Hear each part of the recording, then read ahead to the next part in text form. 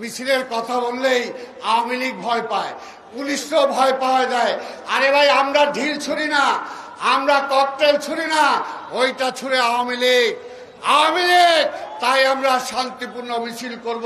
আজকে যারা ব্যাগ খেয়ে ফেললো পরিচালক, সেই ব্যাংকের এমডি, আজকে তাদেরকে কেন জেলখানায় নিচ্ছেন না? তারা কি পার্সেন্টেজ দেয়?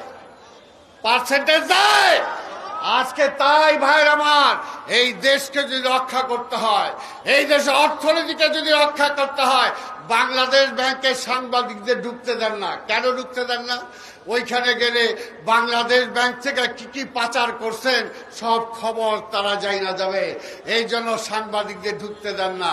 তাই ভাইর আমার, আমি আর বক্তব্য দীর্ঘায়িত না করে আপনাদেরকে বলবো, এই দেশকে যদি বাঁচাতে চান, এই যে রিকশাওয়ালা ভাইরা আছেন, গরিব মানুষরা আছেন, ছোট ছোট ব্যবসায়ীরা আছেন, নিজেরা বেঁচে থাকতে হইলে পেটে যদি ভাত দিতে চান, পরনে যদি কাপড় রাখতে চান, এবং আপনার ধর্মকর্ম যদি ঠিক মতো করতে চান, আওয়ামী লীগকে ক্ষমতা থেকে নামানো ছাড়া কোনো বিকল্প নাই। তাই সেটার জন্য বিএনপি, ছাত্রদল, যুবদল, স্বেচ্ছাসেবক দল, কৃষক দল, শ্রমিক দল, ওলামা দল সহ আমাদের যত অঙ্গ সংগঠন আছে, সবাই মিলে আমাদের অসংখ্য নেতা কর্মী আজকে গুম হয়েছে, হত্যা হয়েছে, এখনো রক্ত দেওয়ার জন্য প্রস্তুত, এখনো কোর্টে হাজির হয় জেলখানায় যাওয়ার জন্য। তাই বিএনপি আপনাদের সাথে আছে। আসুন, জনগণকে বলি, সবাই একসাথে নেমে আসেন, এই জুলুমবাজ সরকারের হাত থেকে এই দেশটাকে রক্ষা করি, গণতন্ত্রটাকে রক্ষা করি, ভোটের অধিকার রক্ষা করি। সেই আন্দোলনে নেতৃত্ব দিচ্ছে আমাদের নেতা, বিএনপির আজকের ভারপ্রাপ্ত চেয়ারম্যান দেশনায়ক তারেক রহমান। তাই তারেক রহমানকেও তারা আজকে মেরে ফেলতে চায়। বলে, আসো না কেন, দেশে আসো।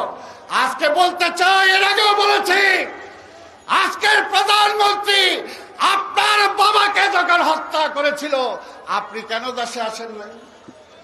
আপনার তো পাসপোর্ট ছিল, আপনি কেন দেশে আসেন নাই? তারেক রহমানের তো পাসপোর্টটাও কাইরা নিছেন। কাজে ওই সমস্ত কথা বললেন না। তারেক রহমানের দলের নেতা, তারেক রহমানের নেতৃত্বে আন্দোলন হচ্ছে।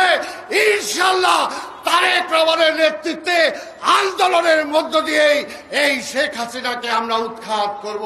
আজকে যারা এই প্রচন্ড গরম তাপদাহকে উপেক্ষা করেও দীর্ঘক্ষণ আজকের এই মিছিলে শরীক হওয়ার জন্য অংশগ্রহণ করেছেন, আপনাদের ধন্যবাদ জানাই।